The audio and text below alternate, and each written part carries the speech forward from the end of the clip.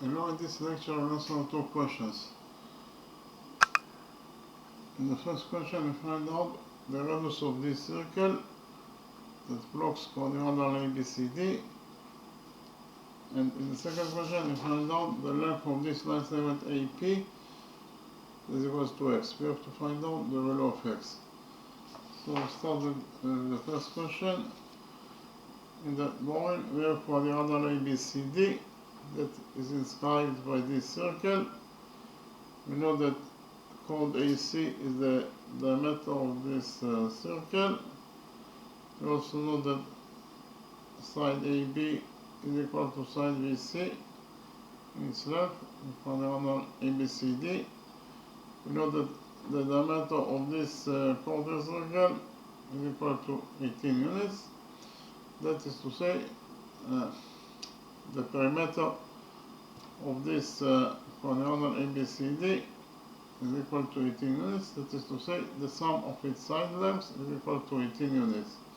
AB plus BC plus CD plus DA equals to 18. And we also know that the area of this quadrilateral ABCD is equal to 16 square units inside. Again, our task is to find out the radius of this circle that belongs to quadrilateral ABCD.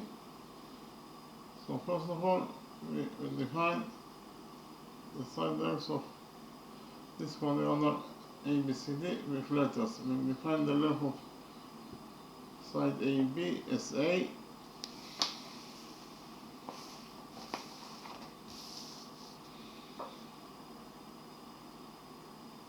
AB equals to BC in its length, therefore BC must be also equal to A.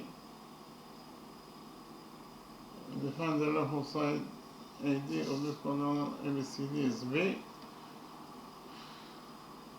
And finally, we define the length of side CD of this quadrilateral ABCD as C.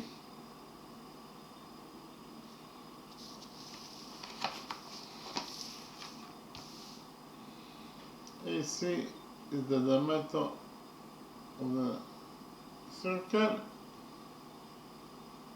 and we have this is triangle ABC that subtend on chord AC, that is the diameter of this circle, so we can implement rule 7.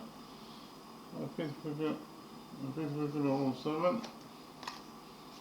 According to rule 7, if a peripheral angle subtend on the diameter of the circle, then it is equal to 90 degrees in its size. So in the drawing we have a circle. This is peripheral angle ACB that subtend on chord AB, that is the diameter of this circle, and therefore peripheral angle ACB is equal to 90 degrees in its size. So according to this rule 7, any peripheral angle that subtend on the diameter of the circle must be equal to 90 degrees in its size. We can implement rule 7 in our drawing. Because in our drawing, as I already mentioned before, this is peripheral angle ABC that subtend on chord AC, the diameter of this circle, and therefore it must be equal to 90 degrees in its size, according to rule 7.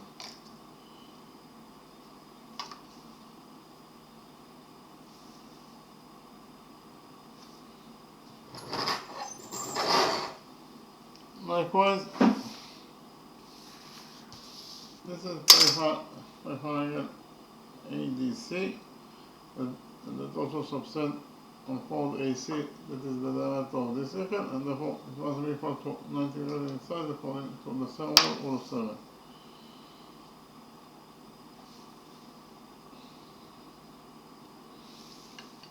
So in the next step, we will implement the Pythagoras theorem on both those two right triangles, on this right triangle ABC and this triangle right triangle ADC.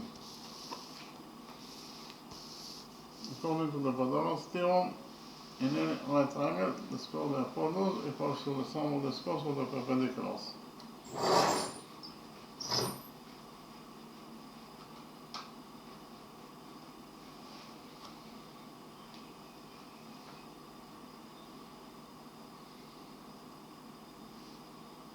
So here by PT is a evaluation for polyrasterone.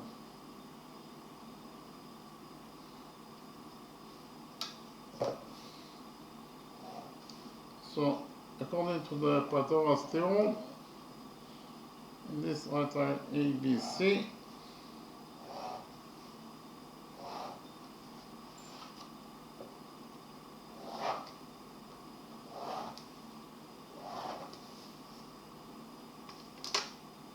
AC square, this is the score of the apodose,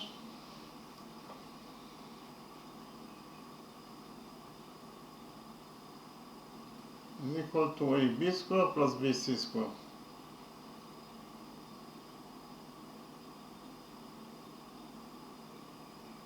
And again, according to the Pythagoras theorem, in this right line ABC, AC square, that is the square of the apodose, equals to AB square plus BC square. AC is the missing apodose, so we leave the so it is AC square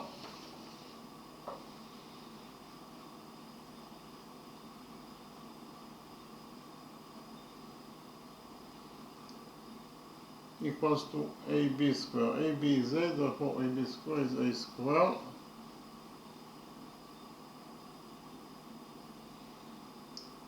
plus BC square. BC is also A, so BC square is A square.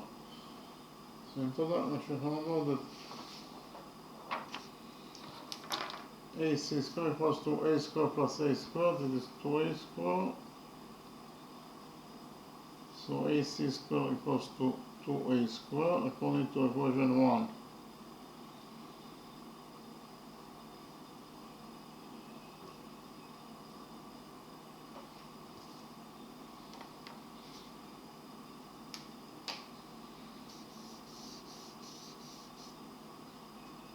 In the next step, we implement the Pythagoras theorem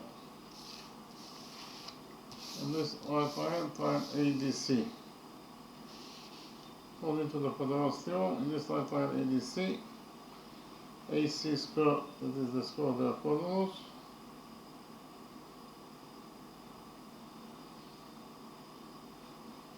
equals to AD square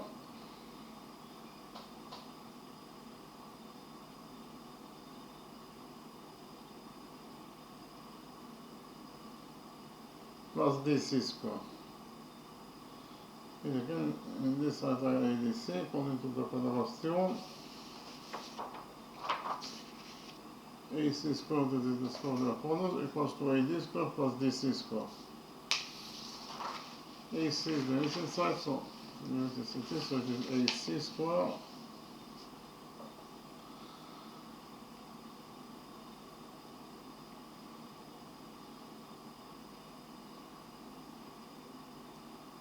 equals to AD square. AD is B, therefore AD square is B square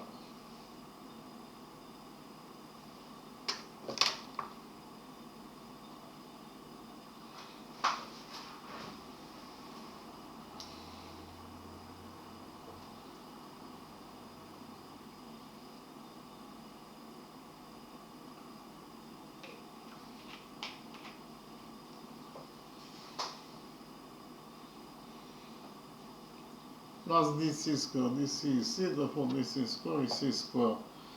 So in total, according to equation 2, we actually found out that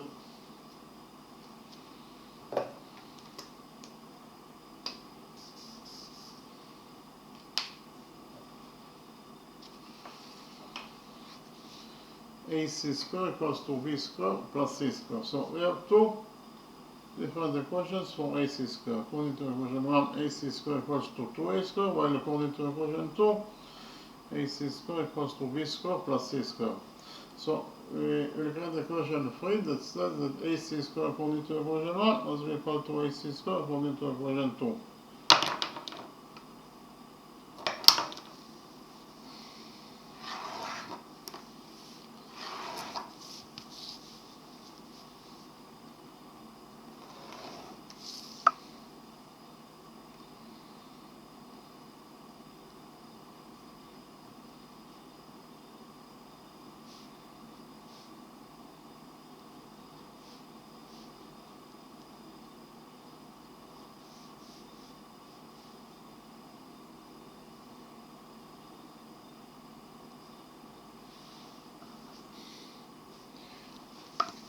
AC squared according to equation 1 equals to 2A squared, and it must be equal to AC squared according to equation 2.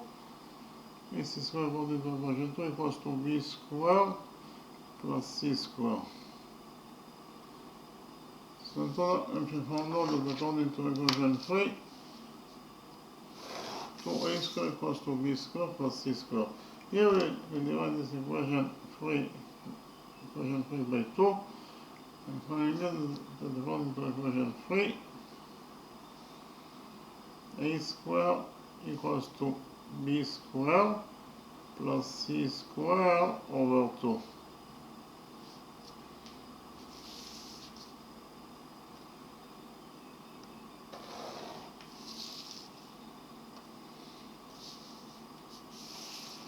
It is given as a question that the perimeter of this quadrilateral ABCD equals to 18 units. That is to say, AB plus BC plus CD plus DA equals to 18. AB is A, BC is also A, CD is C, and DA is B. So in total, A plus A is 2A, plus C plus B equals to 18. So 2A plus B plus C equals to 18.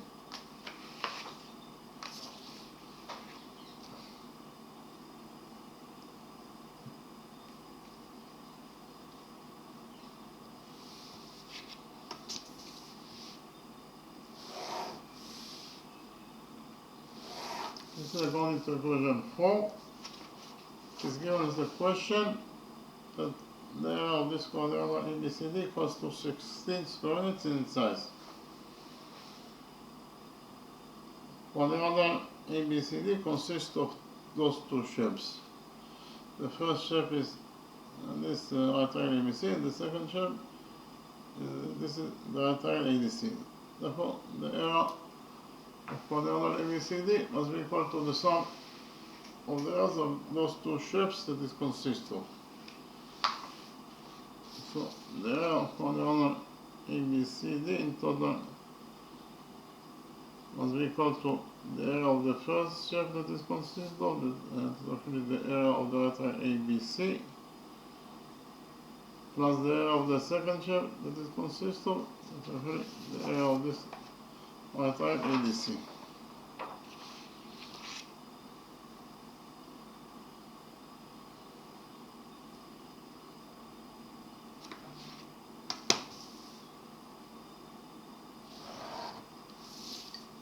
What is the area of the first shape that quadrilateral ABCD consists of?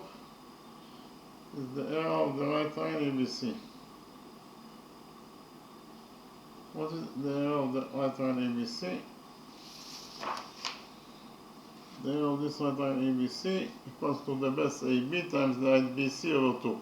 AB is A, BC is also A divided by 2. So it is A times A over 2, that is A squared over 2.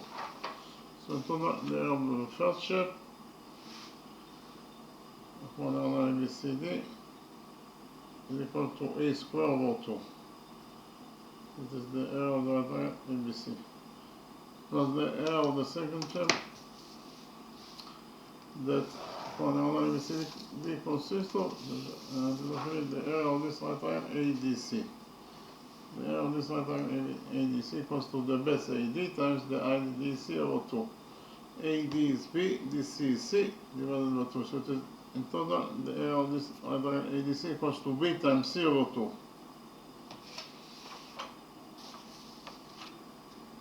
The area of the second shape that quadrilateral ABCD consists of is equals to B times C over 2 square units in its size. So in total, according to equation 5, we actually found out that the area of quadrilateral ABCD equals to the area of the first shape, that is A squared over 2, plus the area of the second shape that quadrilateral ABCD consists of, that is BC over 2 square units in its size.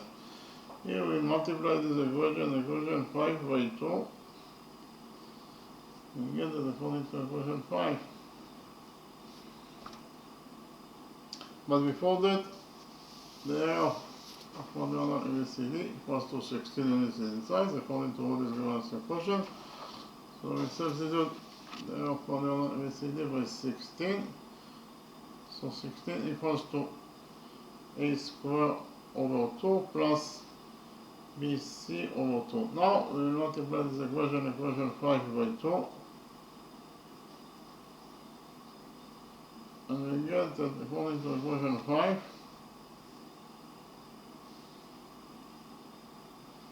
16 times 2 is 32 equals to a square over 2 times 2 is a square plus bc over 2 times 2 is bc. So in total, according to equation 5, if we found out that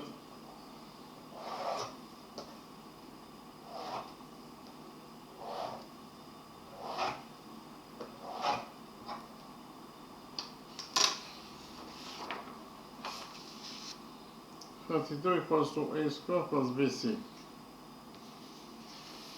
Well, according to equation 3, if we found out, we already found out that a square equals to b square plus c square over 2.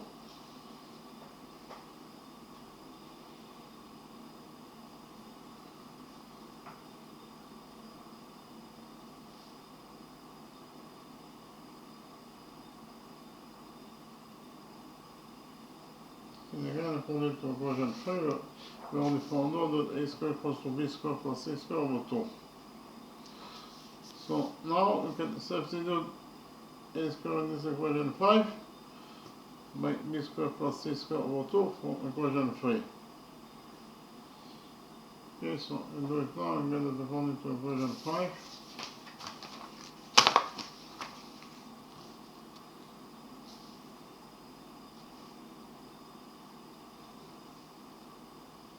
(32) equals to a square, and a square according to equation 3 equals to b square plus c square over 2 plus bc.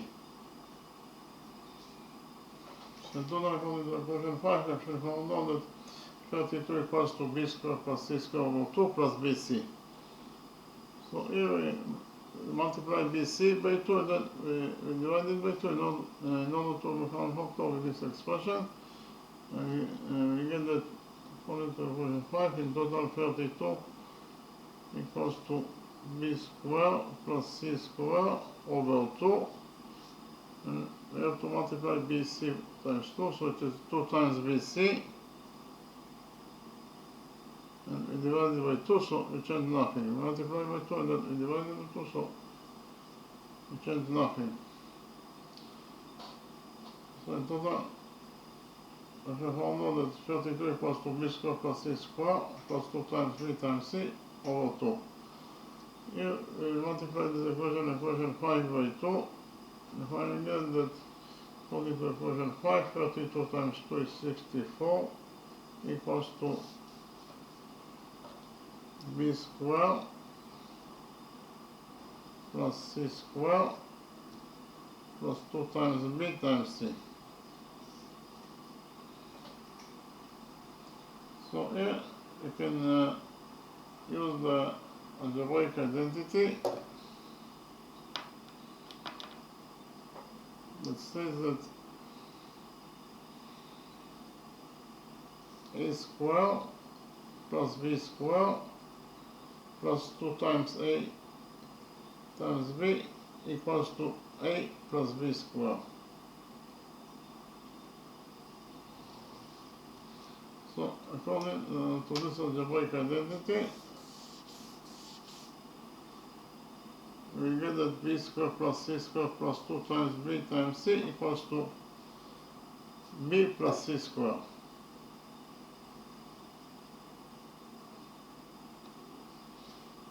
And b plus c square equals to 64. So in total, according to equation 5, we actually found out that 64 equals to b plus c square.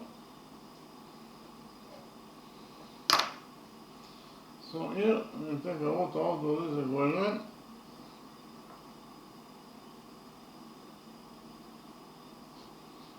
And we get that according to equation 5, the square root of 64 is 8, and the square root of b plus c square is b plus c. So we should find out that b plus c equals to 8. This is according to equation 5.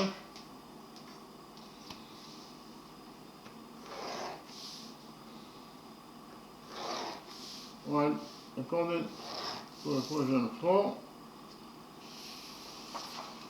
we already found out that 2a plus b plus c equals to 18.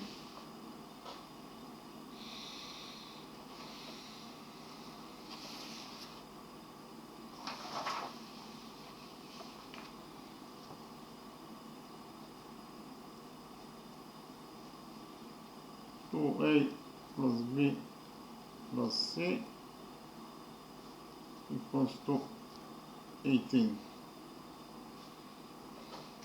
So now we can substitute b plus c in this equation 4 by 8 from this equation 5. So b plus c equals to 8. So according to equation 4, 2a plus b plus c, and b plus c is 8, equals to 18.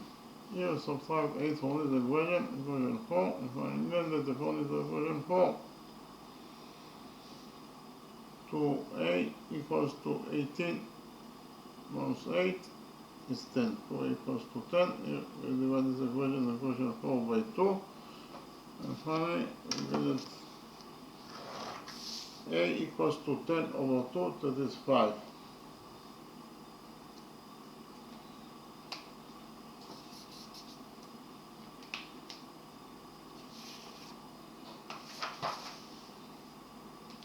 So AB equals to A and A equals to 5. Likewise, BC also equals to A equals to 5, equals to 5. So AB equals to BC equals to 5. In the next step, we'll implement the Pythagoras theorem on this right triangle ABC.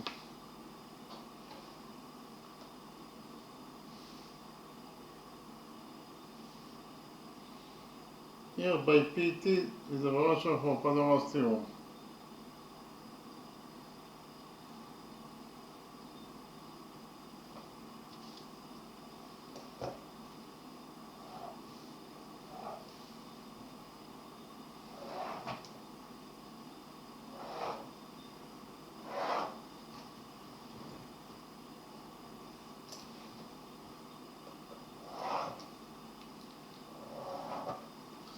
So this line ABC according to Pythagoras theorem, AC squared, that is the square of the hypotenuse,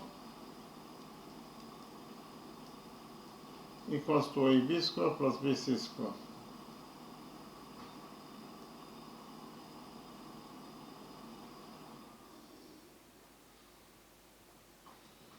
Okay, again in the right triangle ABC according to the Pythagoras theorem, AC squared, that is the square of the hypotenuse, equals to AB squared plus BC squared. AC is the missing side, so negative so it is AC squared equals to AB squared. AB is 5, therefore AB squared is 5 squared plus BC squared. BC is also 5, so BC squared is 5 squared, that is 25. So in total, we should find out that AC squared equals to 25 plus 25, that is 50. So AC squared equals to 50. Here we substitute 50 by 25 times 2 and get that AC squared equals to 25 times 2. Here we take a root out of this equation. Find that AC equals to the square root of 25, that is 5, so inside the root we left only with 2. So in total, we have found out that AC equals to 5 times square root of 2 units in its length.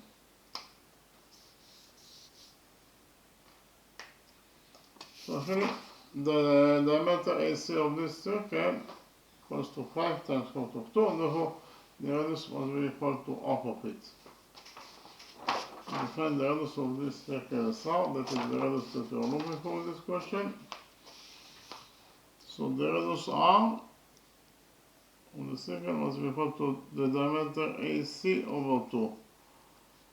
That is to say, it must be equal to 5 times cos of 2 over 2.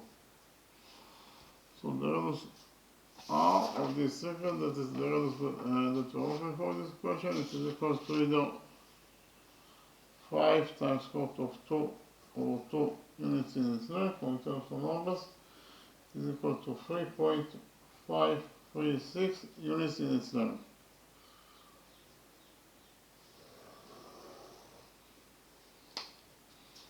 And again, the radius R of this circle, that is the radius that we are looking for in this equation, it is equal to either 5 times cos of 2 over 2 units in its length, or in terms of numbers, the radius of this circle R equals to 3.536 units in its length. So we finished with the first question. In the next step, I will present you the second question and we'll solve the second question of this lecture.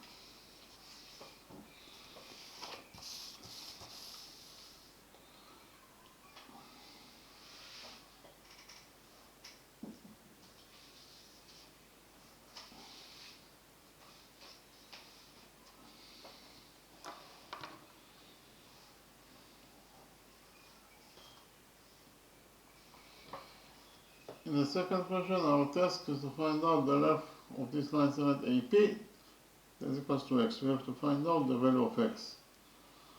So in the drawing, we have a circle that is inscribed by this right triangle ABC. So angle ABC is a right angle. In addition, you know that line segment QS equals to 25 units in its length. Chord QP equals to 24 units in its length. This is a tangent to the circle at this point, so when you find the point of tendency of this tangent with this circle, this point is point M.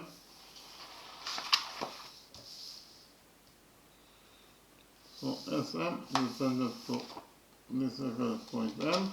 Point M is the point of tendency. Again, our task is to find out the length of this line segment AP. It is equals to x. We have to find out the value of x. So first of all, we'll implement rule 2 in our drawing. Repeat clicking on rule 2. According to rule 2, the lengths of two tangents from a current south point to a circle are equal. So in the drawing, we have a circle. This is the current south point, point P. From this current south point, point P, we have two tangents to this circle. Tangent PA and tangent PB. And according to this rule 2, they are equal to each other in their lengths. That is to say, the length of tangent PA is equal to the length of tangent PB, or PA equals to PB. So we can actually implement rule 2 in our drawing. My code in our drawing, this is the current south point, point A. From this current south point, point A, we have two tangents to this circle, tangent AP and tangent AQ. And according to rule 2, they are equal to each other. That is to say, AP equals to AQ, but AP equals to x. Therefore, AQ must be also equal to x units in its length, according to rule 2.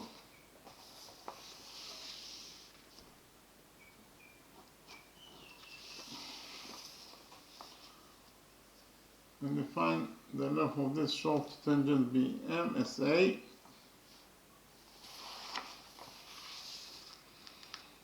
and we'll focus on this current south point, point B. From this current south point, point B, we have two tangents to this circle, tangent BM and tangent BQ. And according to rule 2, they are equal to each other. That is to say, BM equals to BQ, but BM equals to 8, therefore BQ must be also equal to units in its length, according to rule 2.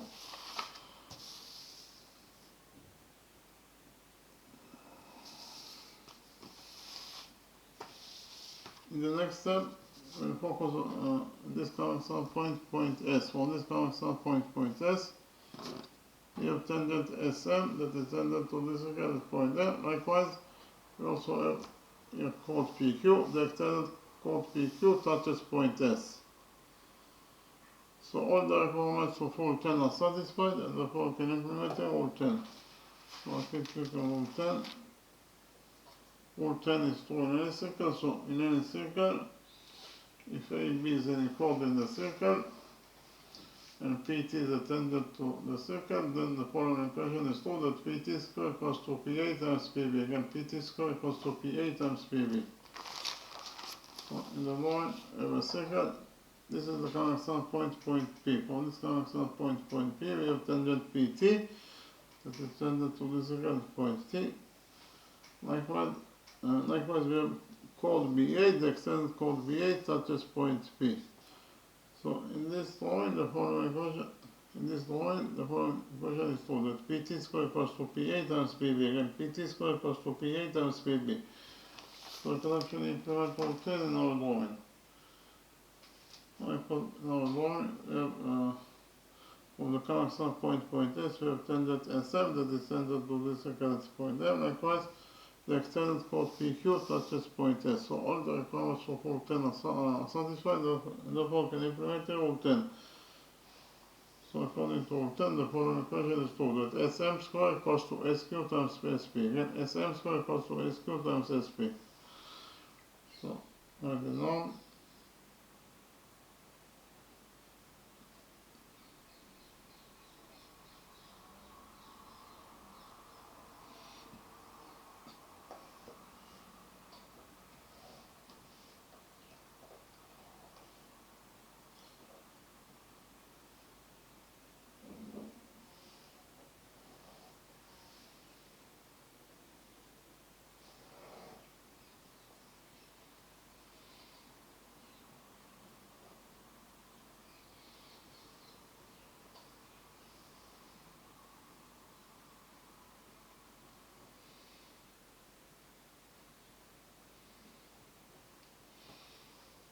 But again, if you focus on the common sum point S, according to rule 10, the following equation is true.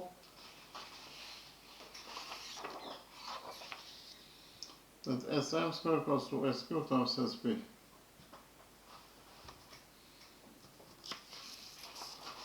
SM is the missing tangent, so leave it as it is, so it is SM square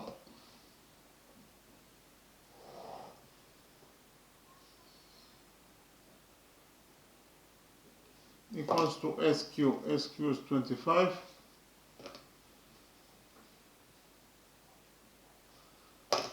Times SP. SP total equals to SQ, that is 25, plus QP, that is 24. So in total, SP equals to 25 plus 24, that is 49.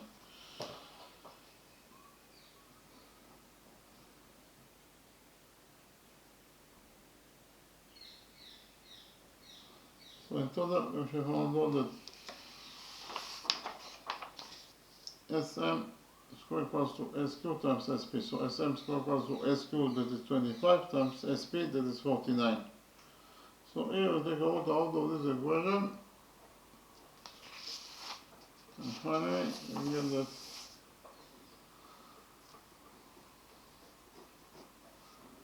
that SM,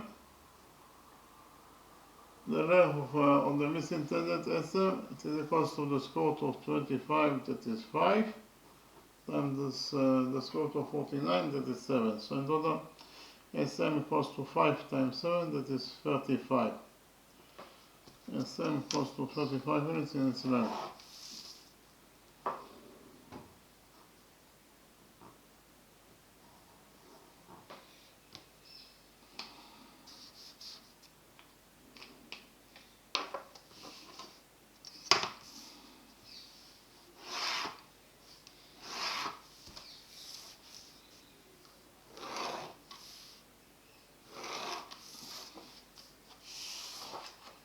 Okay, this is tangent SM, is equals to 35 units in its length.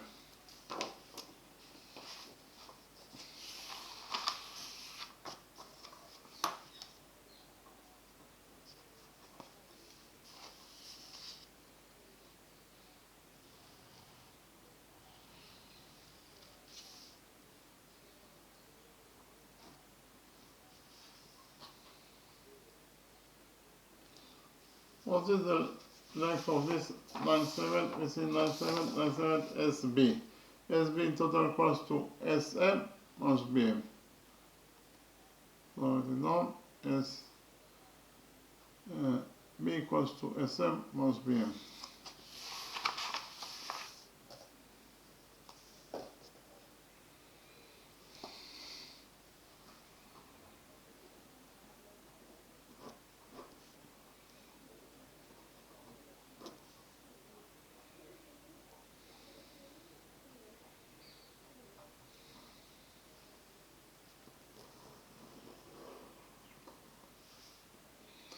So SB equals to SM, that is 35,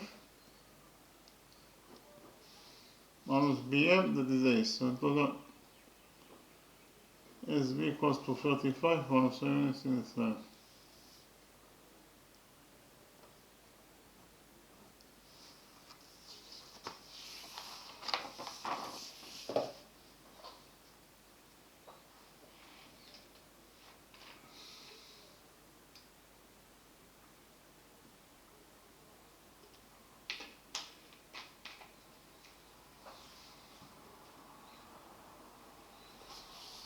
SM is a tangent to the circle at point M. So SM as a tangent, it is absolutely a straight line.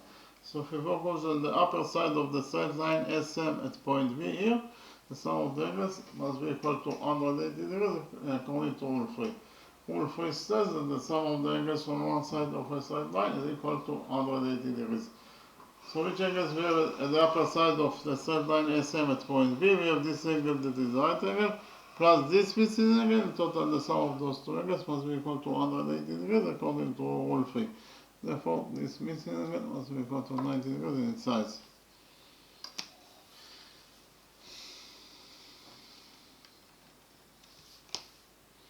And therefore, triangle SQB is a right angle.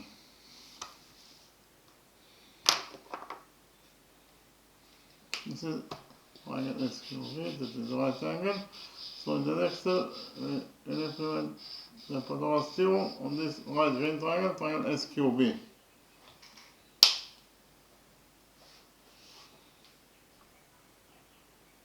Here by PT is evaluation for Pythagoras theorem.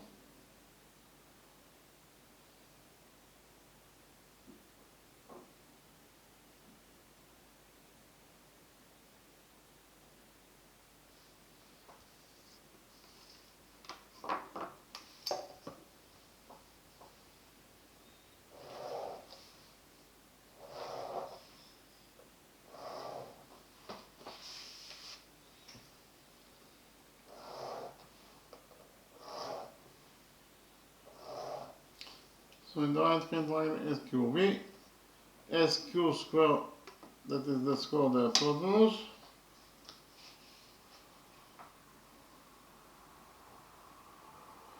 is equal to QB square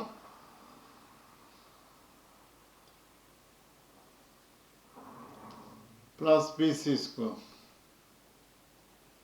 It again according to the Pythagoras theorem, in the right hand triangle SQB, SQ square, that is the square of the hypotenuse, equals to QB square plus BC square.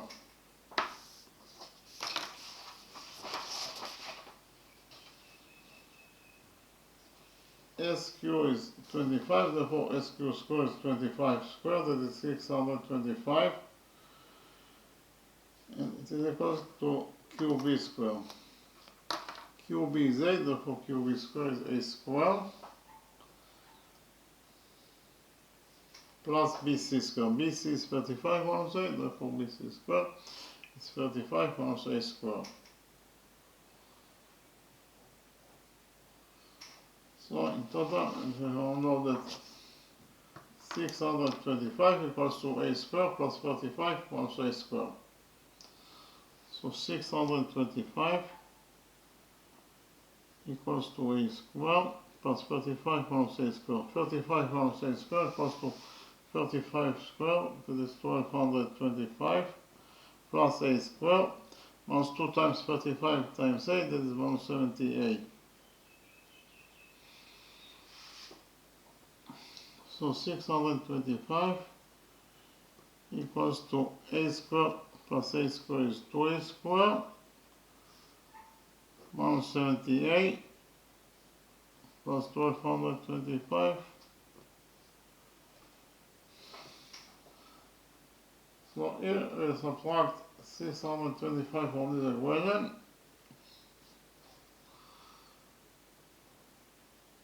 And we get that here we're left with nothing, that is to say 0. So we subtract 625. But on the other side of the equation we have 2a squared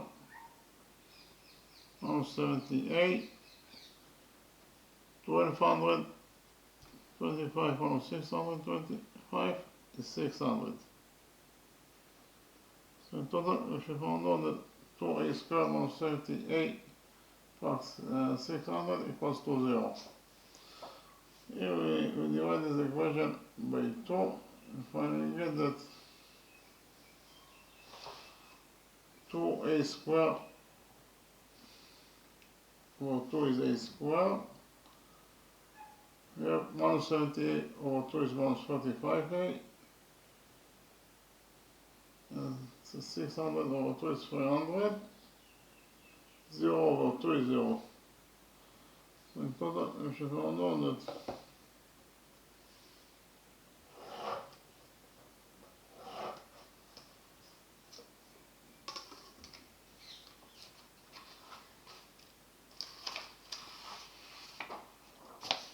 a squared minus 35a plus 300 equals to 0. So this is a quadratic equation. And the general formula for a quadratic equation is ax squared plus bx plus c equals to 0.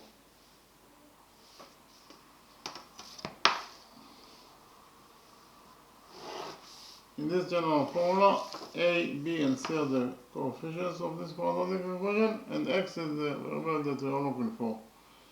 And we find out the value of x according to the following formula. X equals to minus b plus minus square root of b squared plus 4 times a times c over 2a.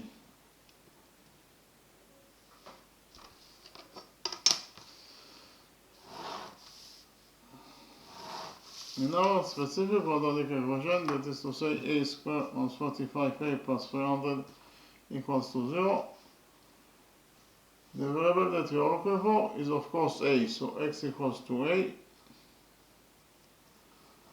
The coefficient a equals to 1. The coefficient b equals to minus 45. And the coefficient c equals to 300. So actually all the data that is needed in order to find out the value of the variable that we are looking for, that is a. We just have to put the data that we have for a specific quadratic equation inside this general formula for it, and this way we find out the value of the values of a, because a is the variable that we are looking for in a specific quadratic equation. So x equals to a, therefore we substitute x by a.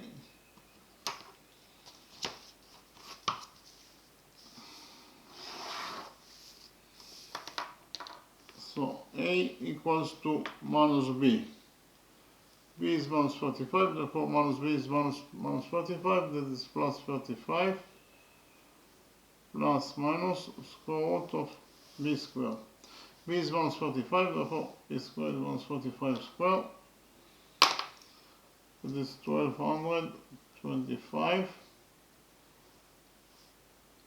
minus 4 times a times c. A is 1, c is 300, so minus 4 times a times c is minus 4 times 1 times 300, that is minus 1200. So in total, minus 4 times ac is minus 1200 divided by 2a. A is 1, so 2 times a is 2 times 1, that is 2. So in total, if you found out that a equals to 35 plus minus. Inside the root we have 1225 minus 1200, that is 25 over 2. The square root of 25 is 5, so in total we get that A equals to 35 plus minus 5 over 2. So A equals to 35 plus minus 5 over 2. So here we have two solutions that are possible for A. The first solution for A is that A equals to 35 plus 5 over 2. 35 plus 35 plus 5 is 40, and 40 over 2 is 20.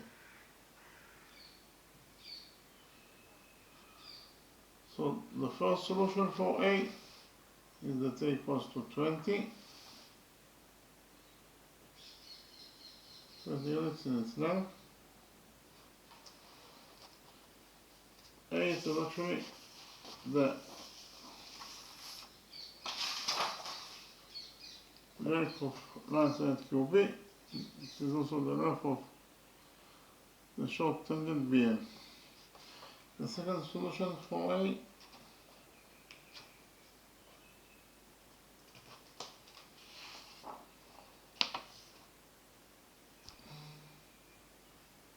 is that A equals to 35 minus 5 over 2. 35 minus 5 is 30, and 30 over 2 is 15. So the second solution for A is that A equals to 15 units in its length. So we have two solutions for A. A either equal to 20 or to 15.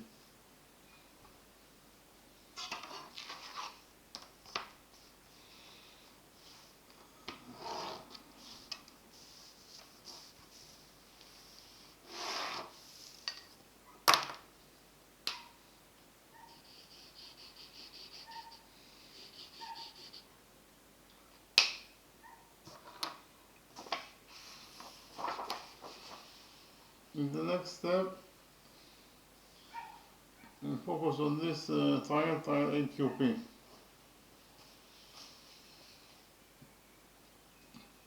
This grand triangle AQP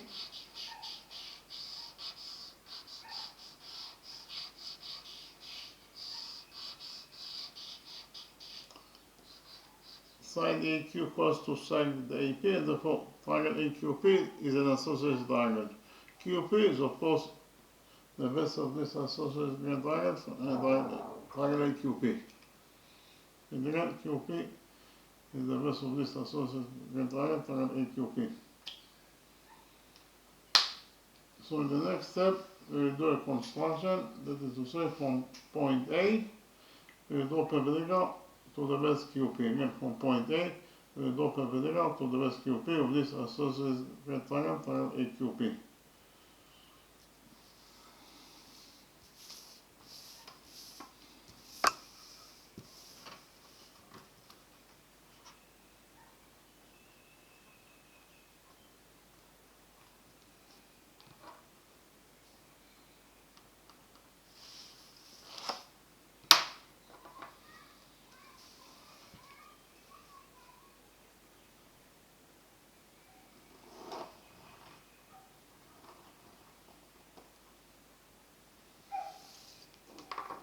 So actually, this angle equals to 90 degrees, and this angle also equals to 90 degrees according to our construction. We define the touching point of the perpendicular from point A in the base QP. This point is point Z. So we have here the green associated triangle AQP, and we draw the perpendicular AZ to the base QP. So here we can implement Rule 21 in our drawing. Repeat quickly on Rule 21.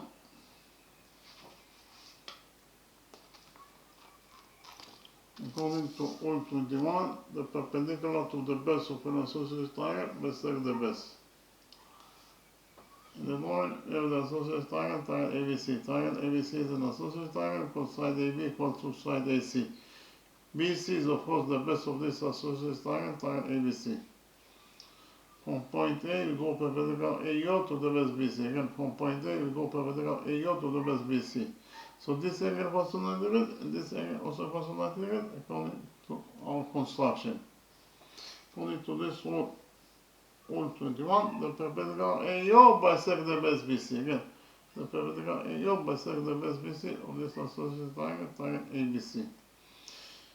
If AO bisects the base BC, it means that the first half VO, of course, equals to the second half OC, and each half, of course, must be equal to BC over 2 because BC is bisected. Again, the first half VO equals to the second half OC, and each half must be equal to BC over 2. So VO equals to OC equals to BC over 2. So you can actually implement rule 21 in our drawing. In our drawing, we have perpendicular AZ bisect the base QP according to rule 21. So the first half is QZ, it is of course equals to the second half ZP, and each half must be equal to QP over 2 because QP is bisected. So QZ equals to ZP equals to QP over 2.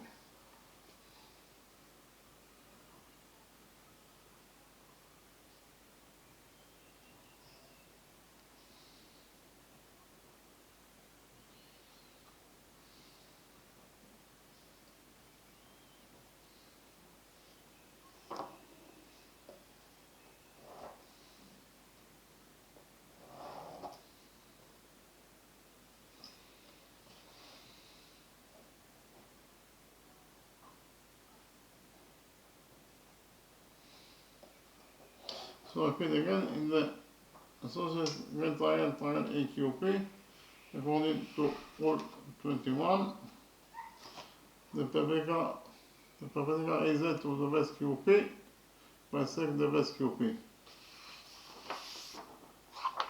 So the first half QZ, of course, equals to the second half ZP, and each half must be equal to QP over 2, because QP is been bisected. QP is 24, therefore QP over 2 is 24 over 2, that is 12. And from this linear equation, we know that QZ equals to ZP equals to 12. QZ equals to ZP equals to 12.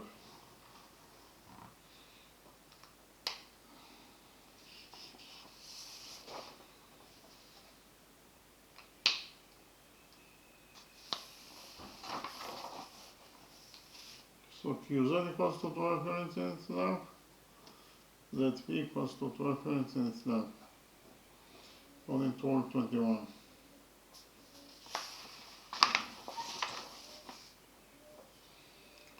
Those two angles are defined as vertex angles, and we know that vertex angles are equal to each other. So if we define this angle as alpha,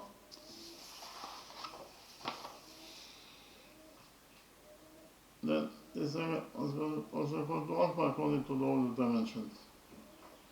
So in this green right triangle AQZ, this angle equals to alpha, this angle equals to 90 degrees, and therefore this vertex angle must be equal to 90 degrees minus alpha. Why? Because 90 degrees minus alpha plus alpha is 90 degrees, and 90 degrees plus 90 degrees, it is equal to 180 degrees, that is the sum of the angles in any triangle. Likewise, in this green triangle QBC, this angle equals to alpha, and this angle equals to 90 degrees, and therefore this vertex angle must be equal to 90 degrees minus alpha according to the sum rule that says that the sum of the angles in any triangle is equal to 180 degrees.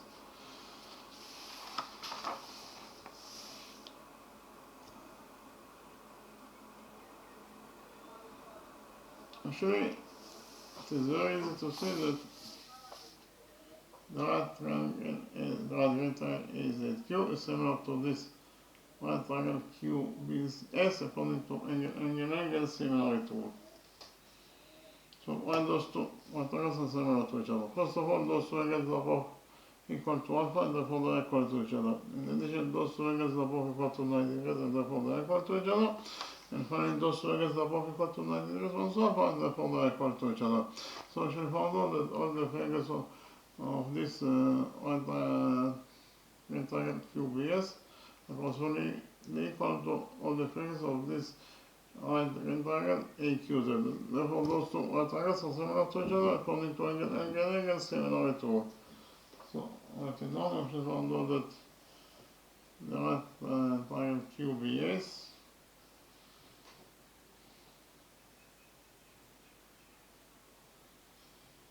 is similar.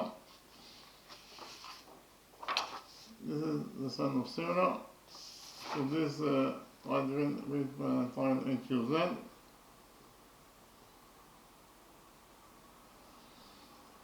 According to angle similarity rule.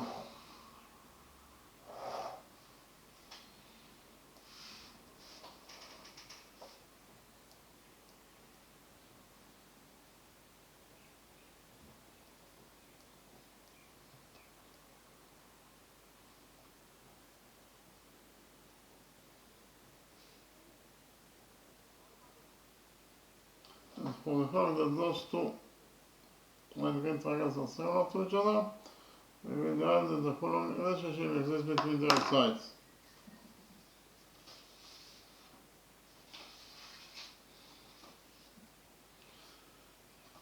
We derive that side QS of this small green triangle QPS or side AQ of this green big triangle AQZ is equal to side QB of this right green triangle SQB or side QZ of this green big right triangle AQZ. So QS over AQ equals to QB over QZ.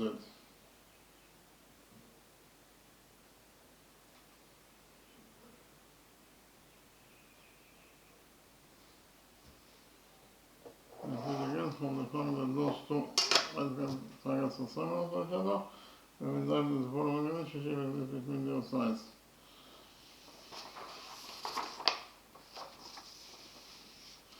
We derive that side SQ of the small green triangle SQB or side AQ of the big right triangle AQZ is equal to side QB of the small right triangle QBS or side ZQ of the big right triangle AQZ.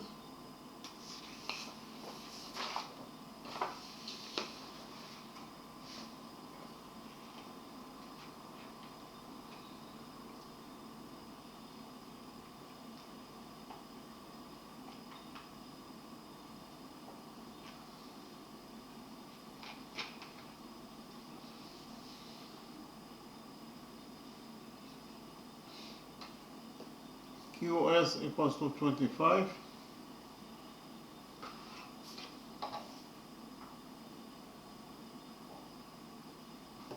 over AQ. AQ equals to X. That is the variable that we are looking for in this question.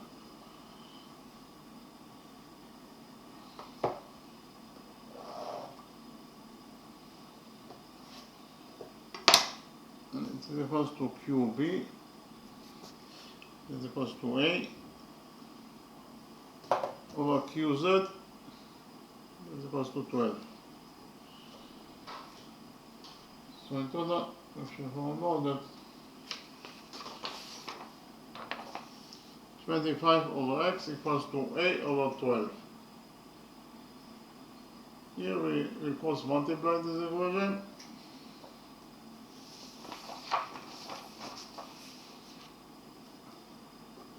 And we will get that 25 times 12 is 300.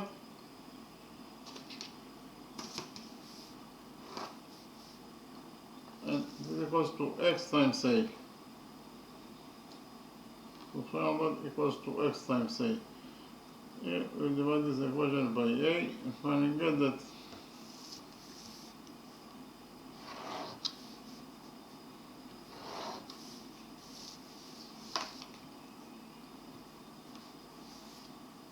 x equals to 300 over a.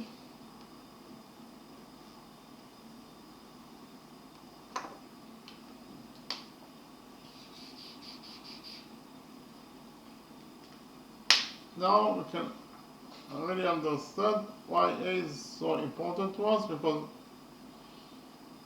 if a equals to 15, then x equals to 20, and if a equals to 20, then 300 over 20 is 15, so then x equals to 15.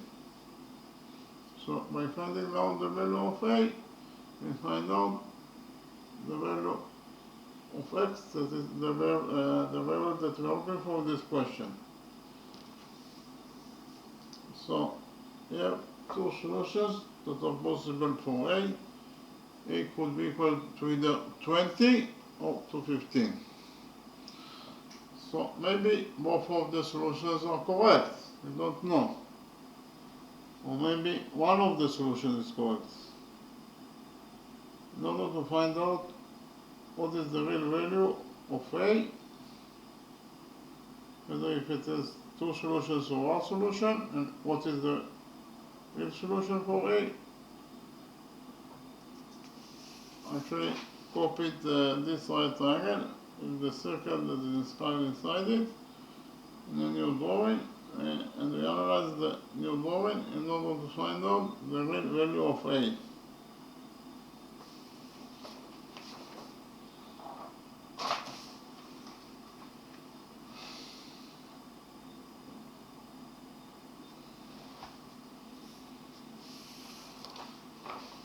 So actually, this is the right triangle with the circle that is inscribed inside it, as according to the original drawing. We only found out that QB equals to A, AQ equals to X. So here we define the point of tendency BC with this circle. This point is point M.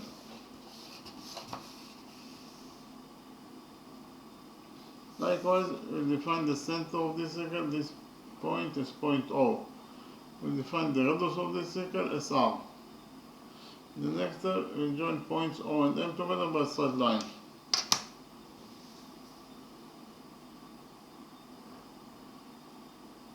Point O is the center of the circle, point M is the point of the circle itself, therefore OM is of course the radius of this circle, is equal to R according to our definition.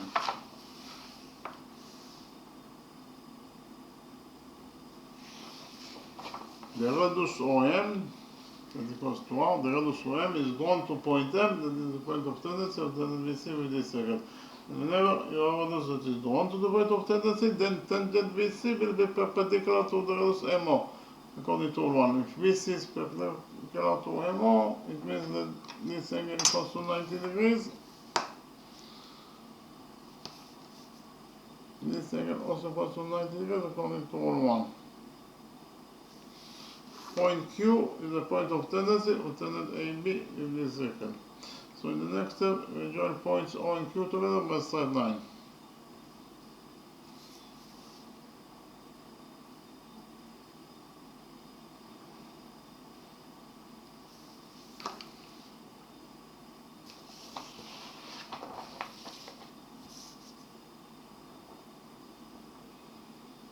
OQ is of course the radius of this circle. This is equal to R. And according to rule 1, this angle equals to 90 degrees. And this angle also equals to 90 degrees. So in this small quadrangle OQBM, we have 1, 2 furthers, and therefore this fourth missing angle must be also equal to 90 degrees, according to the rule that said that the sum of the angles in any quadrangle is equal to 360 degrees. So in quadrangle QOMB we have 4 angles, and therefore it is a rectangle according to rule 5.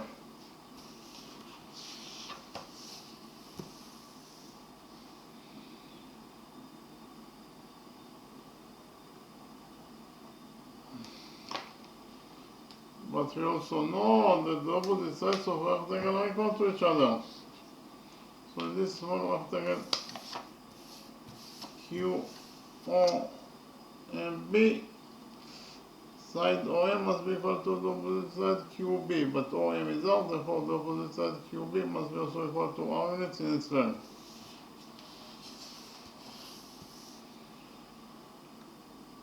So if we found out that QB equals to A, and it is also equals to R. In the next step, we will do a construction, that is to say, we will extend the reduced MO by a straight line until it touches the circle.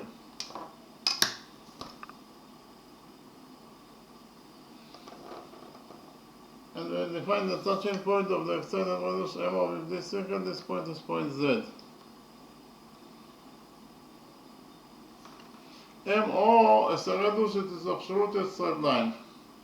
So when you extend the straight line by straight line, the result MZ must be also a straight line.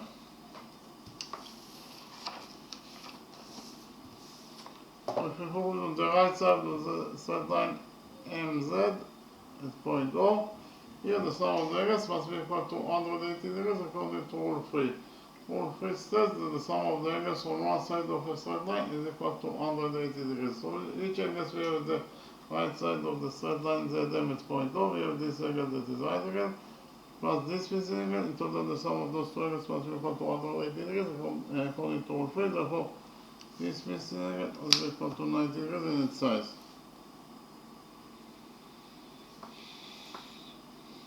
In the next step, we will do a construction, that is to say, from AB, from side AB of this diagonal ABC, we will draw a tangent to the circle that will be tangent to the circle at point Z. Again, from AB, we draw a tangent to the circle at point Z.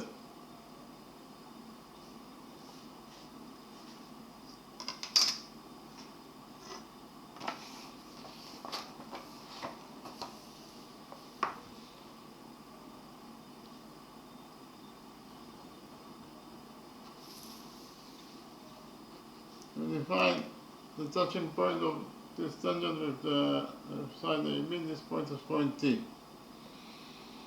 So repeat again, TZ is a tangent to the circle at point Z according to our construction. Point O is the center of the circle, point Z is the point of the circle itself, therefore OZ is the radius of the circle that is equals to R. The radius OZ that is equals to R, the radius OZ is drawn to point Z, that is the point of tendency of tangent TZ with this circle. Whenever the radius that is drawn to the point of tendency, then tangent TZ will be perpendicular to the radius ZO. If TZ is perpendicular to ZO, it means that this angle equals to 90 degrees according to rule 1. So in total, in the upper quadrangle, TZ on Q we have 1, 2, 3 angles, and therefore this fourth missing angle must be equal to 90 degrees in its size. Quadrangle TZ or Q has 4 angles, and therefore it is a rectangle according to rule 5.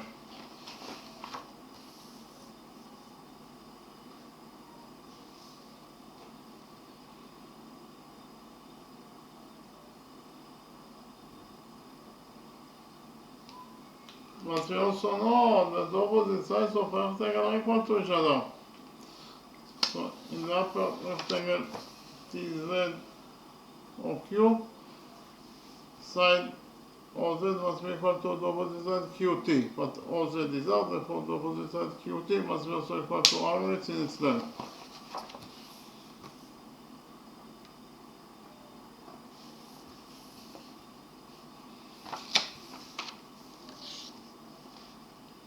We already found out that QB equals to A equals to R. So I write it down.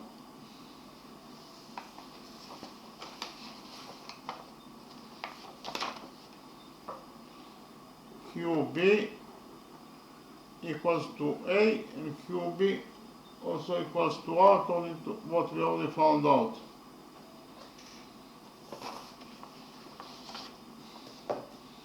AQ equals to X. AQ consists of two line segments, AT plus TQ. So AQ must be equal to AT plus TQ. AQ equals to AT plus TQ, but TQ is also in total. AQ equals to AT plus R. So write it down. If you found out that from one side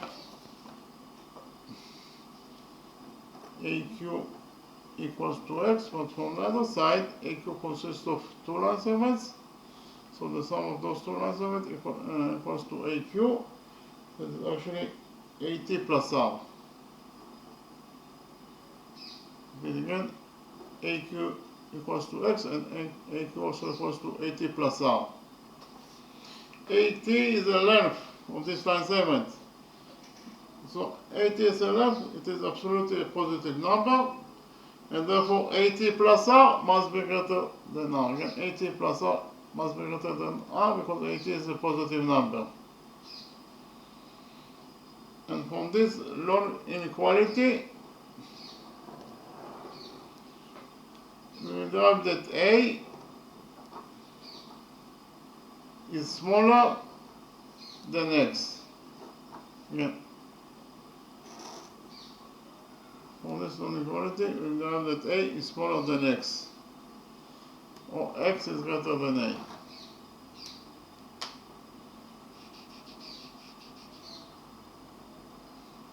Actually, this inequality will allow first to find out the real value of A.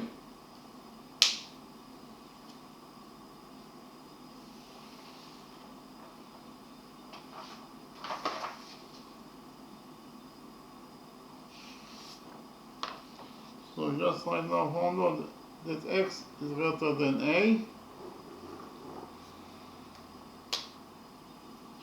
So we have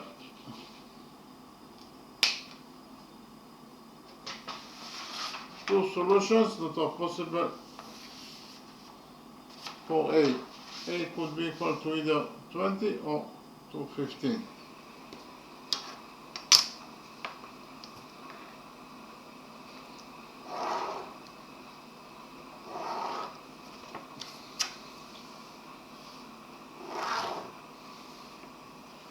A could be equal to 20 or A could be equal to 15,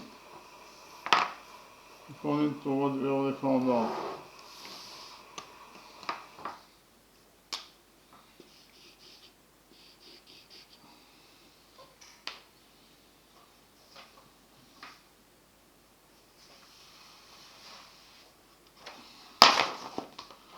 We also found out that X equals to 300 over A.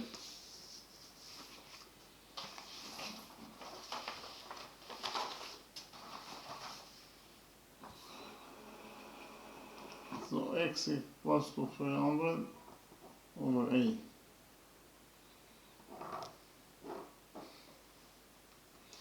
If X equals to 300 over A, it means that if A equals to 15, then X must be equal to 300 over 15, that is 20.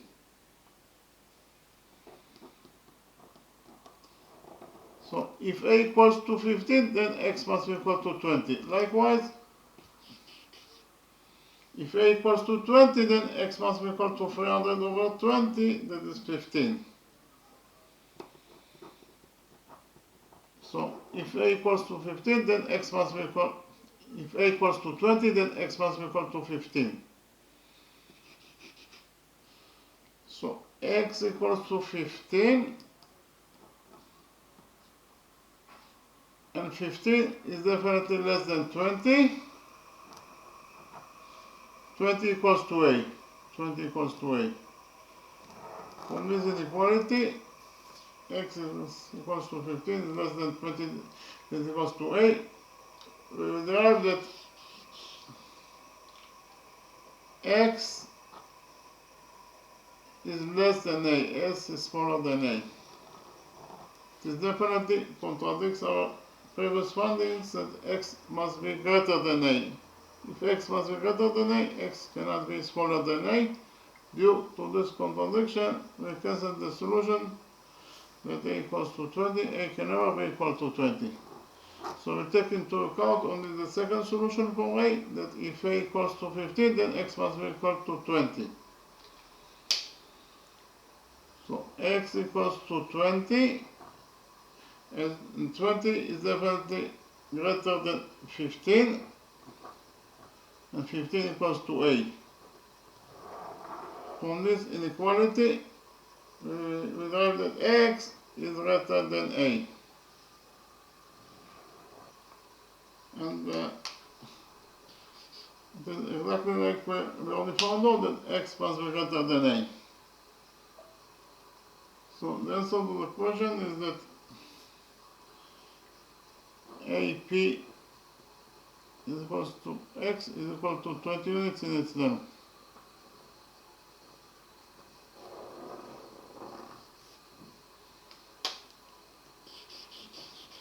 And again, I should find out that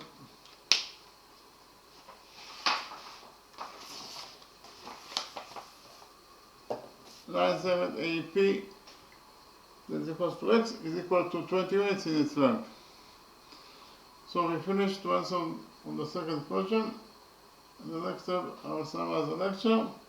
We'll start with the repetition on the first question and then repeat on this second question, on the solution of this second question.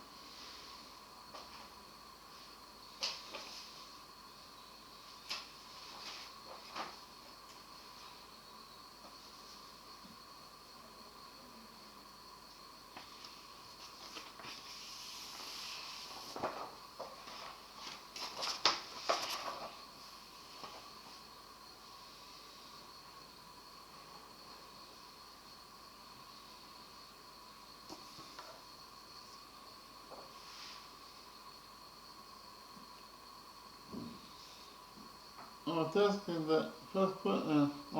in the first question is to find out the radius of this circle that blocks quadrangle ABCD, or quadrangle ABCD is inscribed by this circle. We know that AC is the diameter, chord AC is the diameter of this circle. We also know that side AB of quadrangle ABCD equals to side BC. In addition, we know that the perimeter of this quadrangle ABCD is equal to 18 units in its length. That is to say, the sum of the side lengths of this quadrangle ABCD is equal to 18. AB plus BC plus CD plus DA equals to 18. In addition, we know that the area of this quadrangle ABCD is equal to 16 square units in its size. Again, our task is to find out the radius of this circle that blocks quadrangle ABCD. So first of all, we define the size of quadrangle ABCD with letters. We define the length of side AB is A. So AB equals to BC, therefore BC must also equal to A. We define the length of side AD as B, and we define the length of side CD of this quadrangle ABCD as C. The next step, we implemented Rule 7 in our drawing. So I think we have Rule 7. According to Rule 7, if a peripheral angle subtend on the diameter of the circle, then it is equal to 90 degrees in its size. So in the drawing we have a circle. This is peripheral angle ACB. That subtend on chord AB, that is the diameter of the circle, and therefore it is equal to 90 degrees in its size. So according to Rule 7, and if we find any peripheral that subtend on the diameter of the circle must be equal to 90 degrees in its size. So we can actually implement all 7 in our drawing. Because in our drawing, we have peripheral ABC that subtend on chord AC, that is the diameter of the circle, and therefore it must be equal to 90 degrees in size according to rule 7. Likewise, we have this peripheral ADC that also subtend on the same chord called AC, that is the diameter of the circle, and therefore it must be equal to 90 degrees in size according to rule 7. In the next step, we implemented the Pythagoras theorem on those two right triangles, this right triangle ABC and this right triangle ADC. According to the Pythagoras theorem, in any right triangle, the score of the hypotenuse equals to the sum of the scores of the perpendiculars. So in the right triangle ABC, AC squared, that is the score of the hypotenuse, must be equal to AB squared plus BC squared. The right triangle ABC, according to the Pythagoras theorem, AC squared equals to AB squared plus BC squared. AC is the missing side, so leave it as it is. AB is A, BC is also A. Therefore, AB squared is A squared plus BC squared is also A squared. BC is A, therefore BC squared is A squared. So in total, AC squared equals to A squared plus A squared, that is 2A squared. So according to equation 1, AC squared equals to 2A squared. So in the next step, we implemented the Pythagoras theorem on this. Right triangle ADC. According to the Pythagoras theorem, this right triangle ADC, AC squared, that is the square of the hypotenuse, equals to AD squared plus BC squared. And again, according to the Pythagoras theorem, in the right triangle ADC, AC squared, that is the square of the hypotenuse, equals to AD squared plus BC squared. AC is the missing side, so leave it as it is. It equals to AD squared. AD is B, the whole AD squared is B squared, plus CD squared. CD is C, the whole CD squared is C squared. So according to equation 2, we actually found out that AC squared equals to B squared plus C squared. But according to equation 1, we already found out that AC squared equals to 2A squared. So we have two different equations for AC squared. Therefore, we created equation 3 that says that AC squared according to equation 1 must be equal to AC squared according to equation 2. AC squared according to equation 1 equals to 2A squared, and it must be equal to AC squared according to equation 2, it equals to B squared plus C squared. So according to equation 3, we found out that 2A squared equals to B squared plus C squared.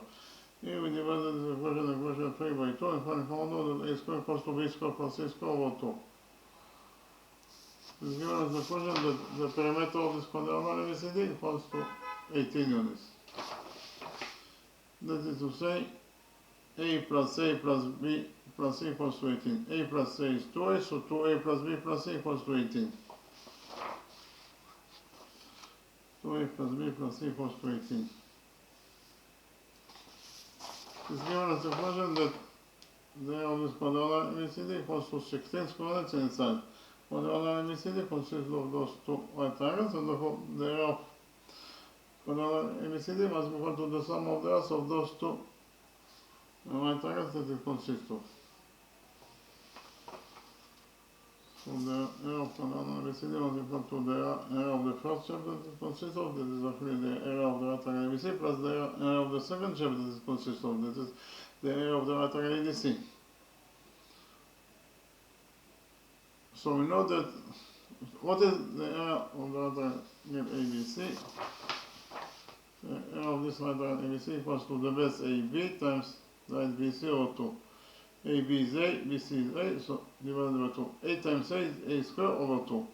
So in total, the area of the right triangle ABC equals to A squared over 2. Plus the area of the second shape that it consists of, this quadrilateral ABCD consists of, is actually the area of this right triangle ADC. The area of this triangle ADC equals to the base AD times the IDC over 2. AD is B, DC is C, divided by 2. So it is B times C over 2. The area of the second shape that quadrilateral ABCD consists of is B times C over 2. It's given us the question that the area of panorama ABCD is equals to 16 square units inside. So we substitute the area of panorama ABCD by 16, and in total we found out that 16 equals to A square over 2 plus BC over 2. If you multiply this equation 5 by 2, and found out that 16 times 2 is 32, A square over 2 times 2 is A square, BC over 2 times 2 is BC. So in total we found out that 32 equals to A square plus BC.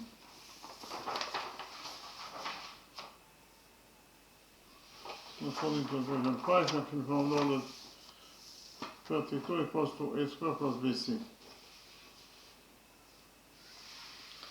But according to equation 3, we already found out that A square equals to B square plus C square over 2.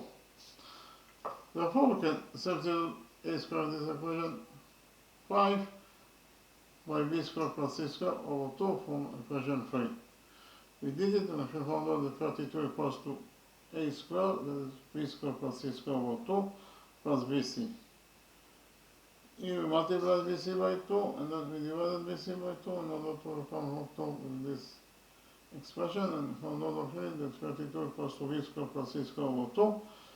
And we have to multiply BC by 2, and then we divide them 2, so we change nothing.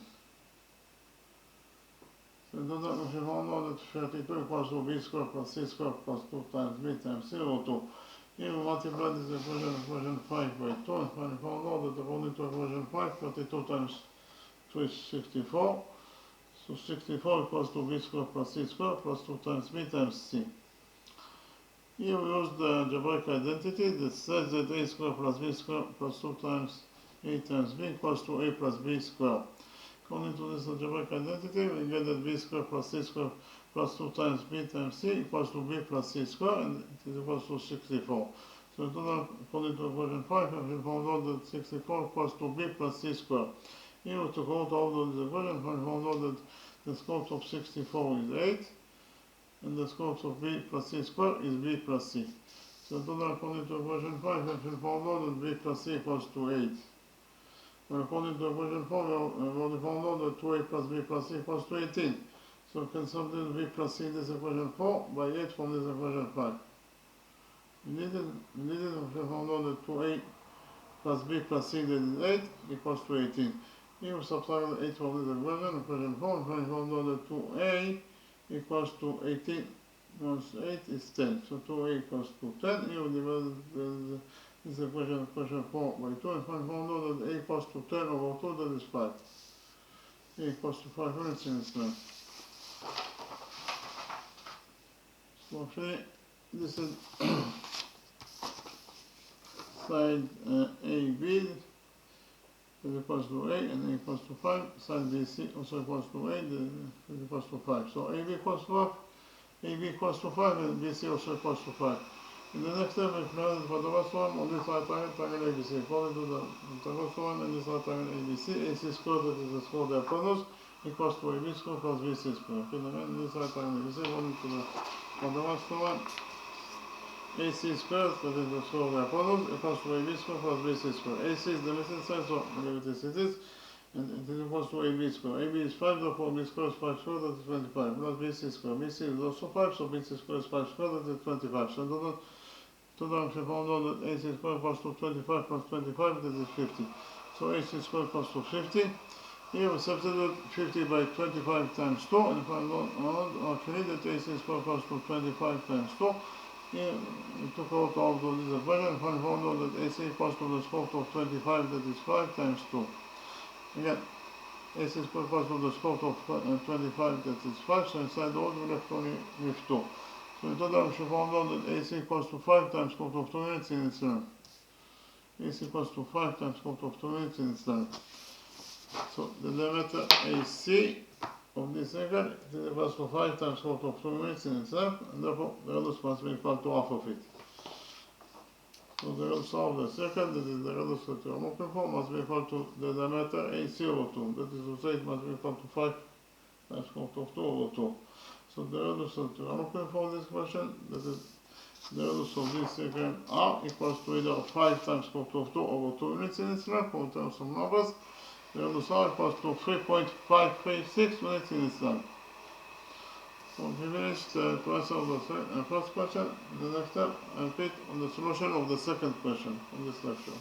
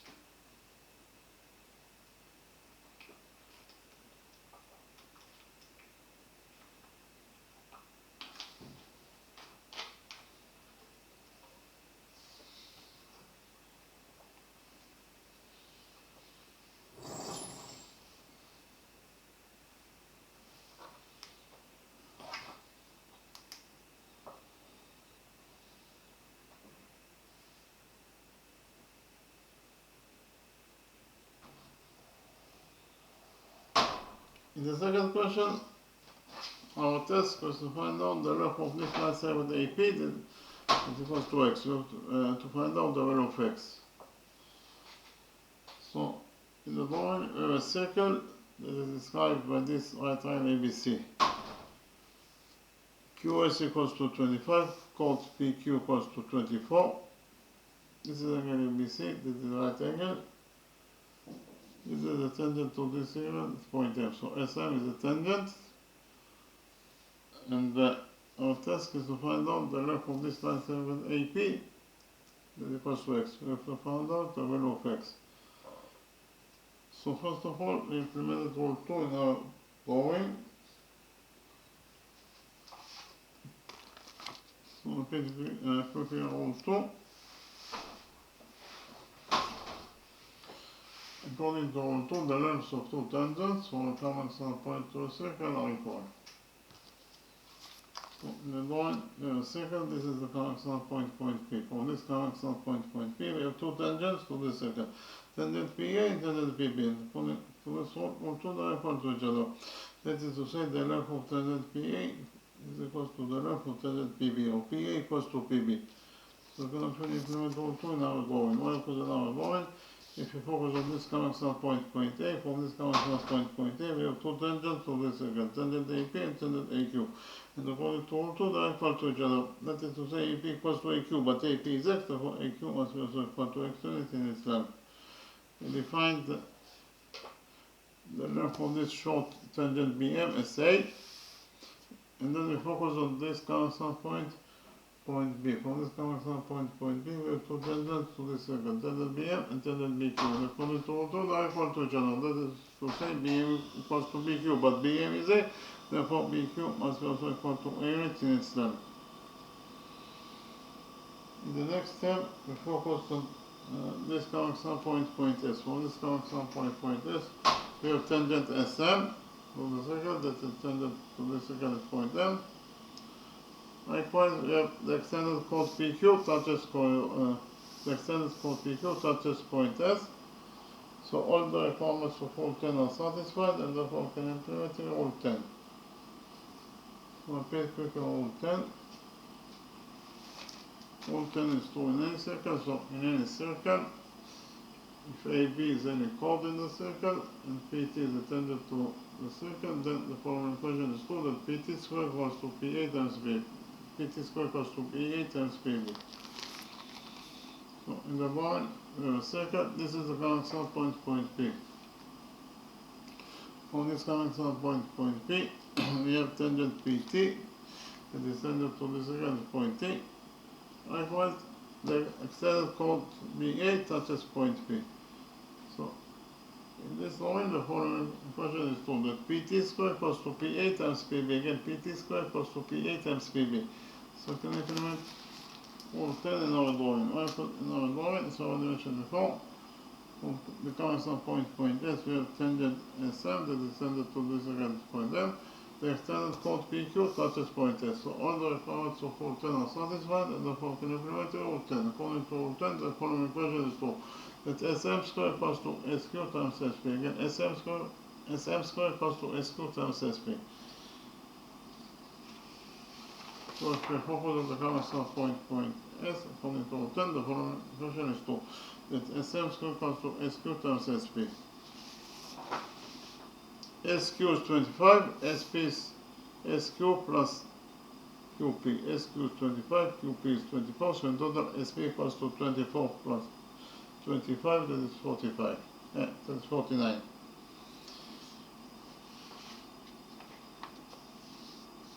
Yeah, SM squared equals to SQ times SP. SQ is 25, SP is 49. So in total SM squared equals to 25 plus 25 times 49.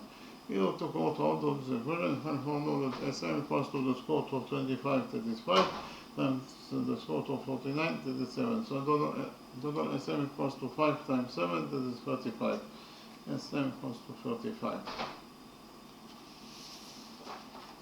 This is tangent SM, that is equals to 45 units in its length. What is the length of this line segment SB? SB equals to SM minus BM. SB equals to SM minus BM. So SB equals to SM, that is 35, minus BM, that is 8. So in total, SB equals to 45 minus units in its length. SM is a tangent to the circle at point M, therefore SM is a tangent, it is absolutely a straight line. So if you focus on the upper side of the straight line SM at point B, here the sum of the angles must be equal to 180 degrees according to rule 3. Rule 3 says that the sum of the angles from one side of a straight line is equal to 180 degrees. So which angles we have on the upper side of the straight line SM at point B? We have this angle, that is the right angle, plus this piece angle. The total sum of those two angles must be equal to 180 degrees according to rule 3. Therefore, this piece angle must be equal to 9 degrees in its size according to rule 3. So, in the implemented triangle SQB is right triangle. In the next step, we implemented the Pythagoras theorem on this green right triangle SQB. According to the Pythagoras theorem, this green right triangle SQB, SQ squared, that is the square of the hypotenuse, equals to QB squared plus BS squared. Okay, again, according to the Pythagoras theorem, the right green triangle SQB, SQ squared, that is the square of the hypotenuse, equals to QB squared plus BC squared. SQ is 25, therefore SQ squared 25 squared, that is 625. And it is equals to QB squared. QB is 8, therefore QB squared is 8 squared. Plus SB squared. SB is 45 minus 8, therefore SB squared is 45 minus 8 squared. So in total, I should know that 625 equals to 8 squared plus 35 minus 8 squared. So 625 equals to 8 squared plus 35 minus 8 squared. Here we to open the brackets of this expression and find how long that 35 minus 8 squared equals to 35 squared, that is 1225 plus 8 squared, minus 2 times 35 times 8, that is 178. So we have 625 equals to 8 squared plus 8 squared, that is 12 squared, and we have 178 plus 1225. Here we subtracted 625 from the equation. So in this side of the equation we left with nothing, that is to say 0. When we have 1200, here we have on the other side of the equation, we have 1225 minus 625 is 600. And also we have 2a squared plus 78. So in total, we should hold on that 0 equals to 2a squared and 78 plus 600, plus 600. Here we divided the equation by 2 and we hold on that 2a squared over 2 is a squared, minus 78 over 2 is minus 45a, and 600 over 2 is 400. 0 over 2 is 0. So in total, we should hold on that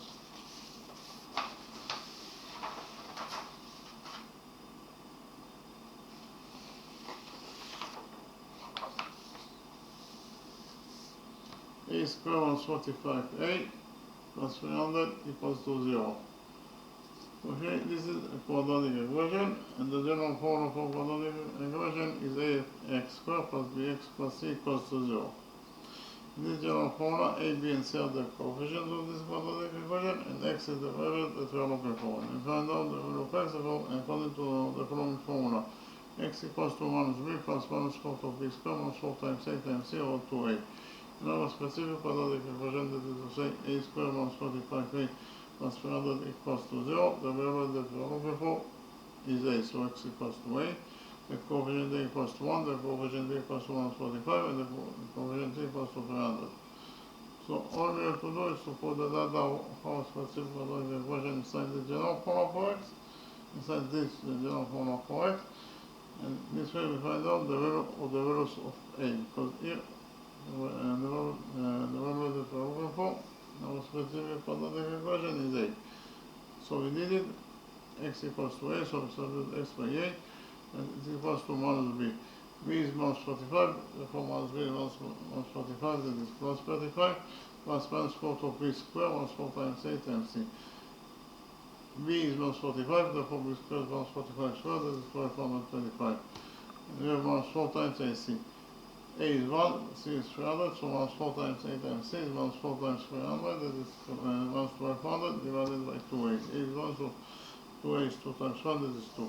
So do that, if we found out that A equals to 35 plus minus 1225 plus 1200 is 25 over 2. So equals to 35 plus minus, the square root of 25 is 5 over 2. So here we have two solutions that are possible for A. The first solution for A is that A equals to 35 plus 5 over 2. 35 plus 5 is 40, and 40 over 2 is 20. 40 over 2 is 20. So the first solution for A is that A equals to 20.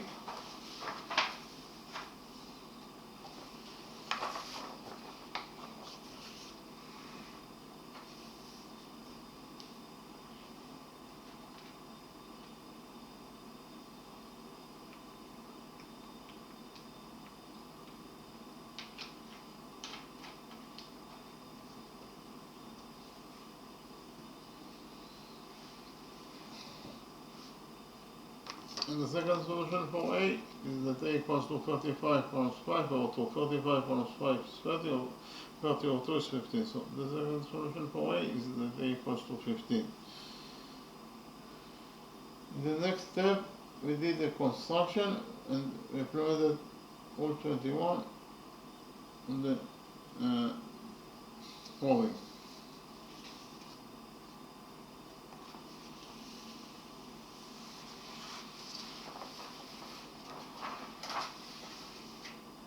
This is the grand triangle AQP. The grand triangle AQP is an associated triangle because side AQ equals to side AP.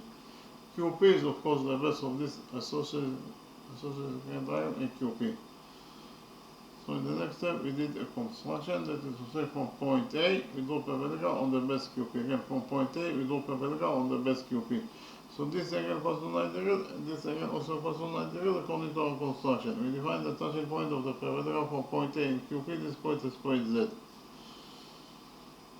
So here we can implement all 21 in our drawing.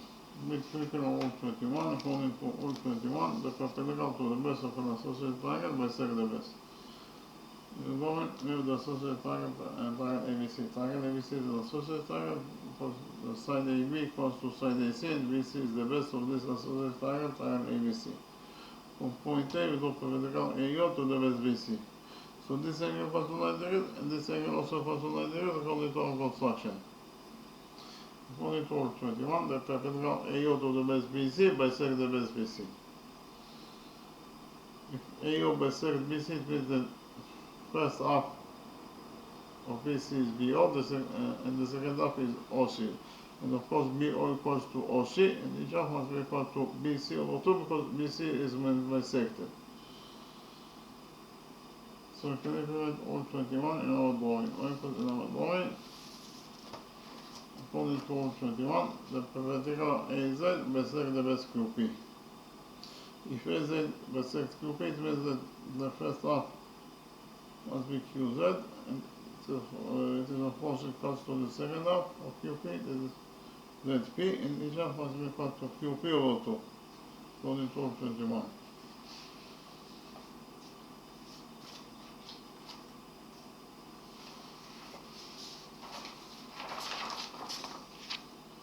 So the associated triangle AQP, holding total 21.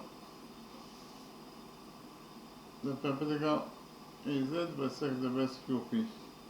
The first half is QZ, it must be equal to the second half ZP, and each half must be equal to QP over 2 because QP is being bisected by the perpendicular AZ. QP is 24, so 24 over 2 is 12. So in total from this number equation, we know that QZ equals to QP equals to 12.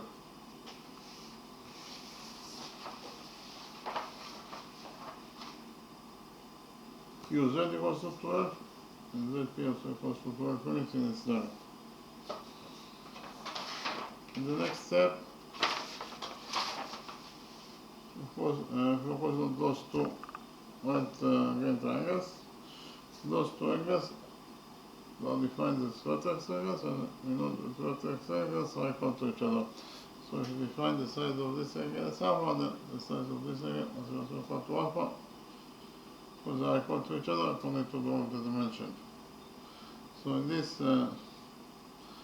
right green triangle AQZ, this angle equals to alpha, this angle equals to 90 degrees, and therefore this first angle is equal to 90 degrees minus alpha. Why? Because 90 degrees minus alpha plus alpha is 90 degrees, and 90 degrees plus 90 degrees is equal to 180 degrees. That is the sum of the angles in a triangle. Likewise, in this right small triangle QBC, this angle equals to alpha, this angle equals to 90 degrees, and therefore this missing angle, this first missing angle is equal to 90 degrees minus alpha, according to the sum that says that the sum of the angles in a triangle is equal to 180 degrees.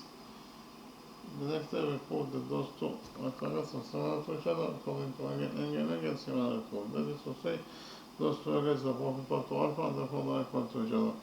In addition, those two angles are both equal to 90 degrees, and therefore they are equal to each other. And finally, those two angles are both equal to 90 degrees minus alpha, and therefore they are equal to each other. So she found out that all the figures of this right small green triangle SQB are corresponding equal to all the figures of this right green triangle AQZ, and therefore those two right triangles are similar to each other according to angle similarity rule. And from the fact that those two, again, she found out that the right small triangle QBS is similar to the right big green triangle AQZ according to angle similarity rule. And from the fact that those two right green triangles are similar to each other, we regard that the following relationship exists between their sides. We regard the side SQ of this right green triangle SQB, or side AQ of this green right triangle AQZ is equal to side QB of this small green triangle SQB, or side QZ of this green right big triangle AQZ. And again, from the fact that those two right triangles are similar to each other, we regard that the following relationship exists between their sides. We regard the side SQ of the small triangle PQS, or side AQ of the big right triangle AQZ, is equal to side QB of the small triangle QBS, or side ZQ of the big right triangle AQZ. QZ is 25, AQ is X, QB is A, and ZQ is 12. So in total, if you found out that 25 over X equals to A over 12.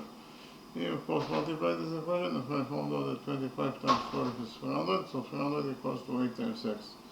Here we divided this equation by A, and I found out that X equals to 300 over A.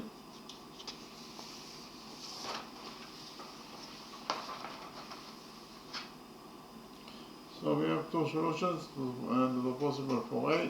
A could be equal to either 20 or to 15. Now we have to find out how many solutions A has. It can have two solutions, or one solution, or it cannot have any solution at all. So we have to verify what is the real value of A. In order to do it, I copied this right triangle ABC with the circle that is inscribed inside it, and we analyze the new drawing in order to find out what is the real value of A.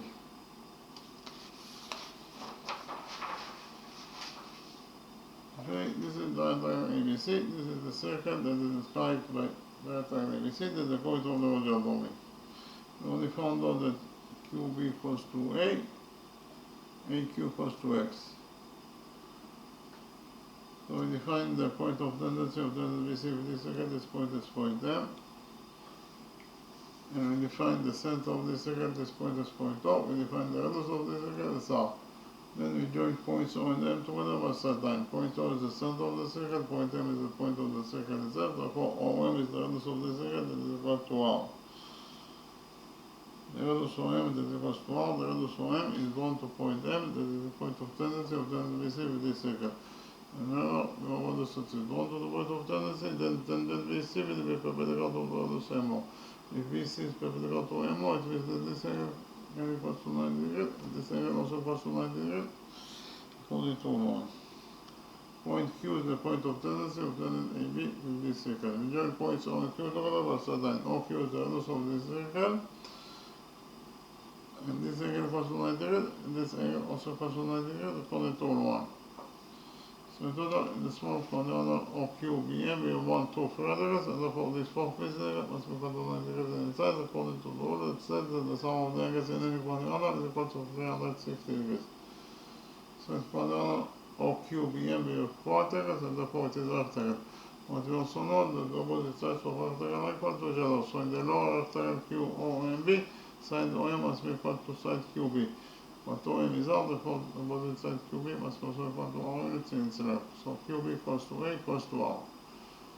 The next step we did the construction, that is to say we extended the radius of M by a straight line until it touches the circle.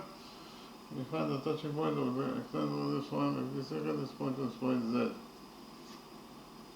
So the radius MO is a straight line, we extend the straight line by straight line, the result Z is a straight line. So if you look at the right side of this straight line MZ at point O, here the sum of the angles must be equal to 180 degrees according to all three. So which angles we have at the right side of ZM at point O, we have this angle that is the right angle, plus this piece angle, and total the sum of those two angles must be equal to 180 degrees according to all three. Therefore this piece angle must be equal to 90 degrees in size.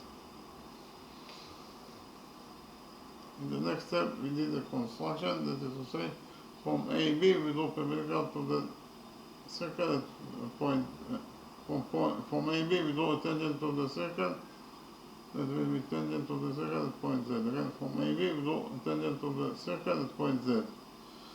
We define the touching point of the tangent with this with side AB. This point is point T.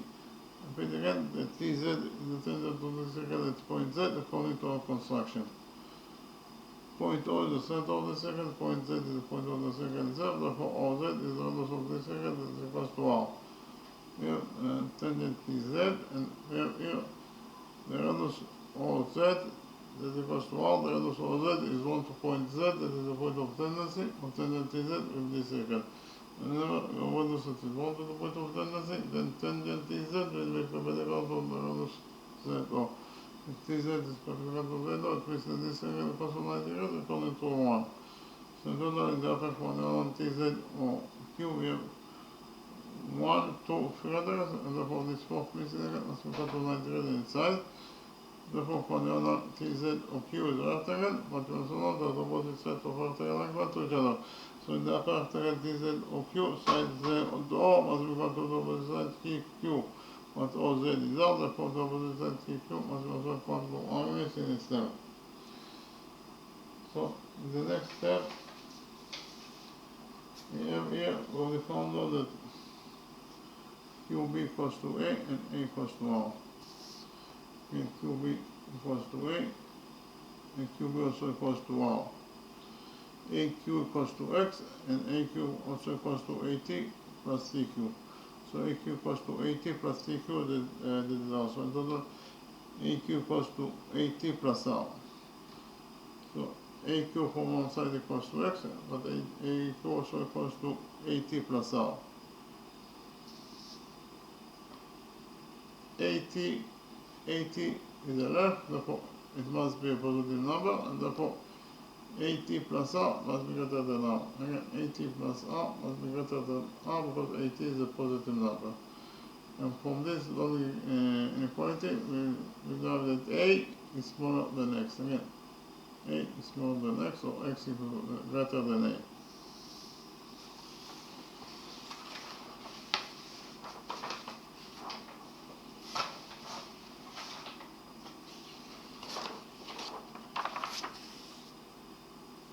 We just right now found out that X is greater than A. We have two solutions for A. A could be equal to either 20 or to 15. We only found out that X equals to 300 over A. We found here that X equals to 300 over A. If A equals to 15, it means that X must equal to 300 over 15, that is 20. So if A equals to 15, then X must be equal to 20. Likewise, if A equals to 20, then X must be equal to 300 over 20, that is 15.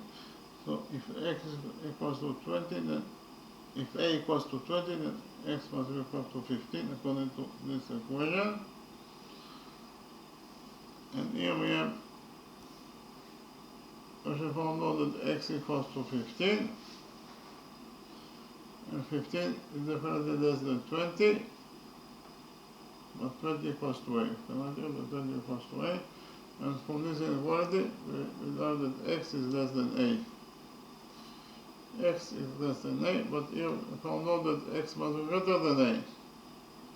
So due to this confirmation, we present the solution that A equals to 20, A can never be equal to 20, so we take into account only the second solution for A, that A equals to 15. Then X must equal to 20. So X equals to 20, and 20 is definitely greater than 15. 15 equals to A, so we can argue that 15 equals to A.